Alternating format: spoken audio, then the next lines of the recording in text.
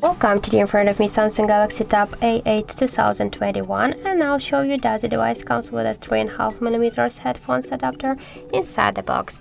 So as can you see, in this box we got the charger brick, here we got the quick start guide and more paperwork, and the SIM jack tool and USB-C cable, and unfortunately we have no here any adapters, so if you want to use the adapter for the earbuds you should buy them the adapter separately as the earbuds too. So that's it. Thank you for watching, and if you find this video helpful, don't forget to leave a like, comment and to subscribe our channel.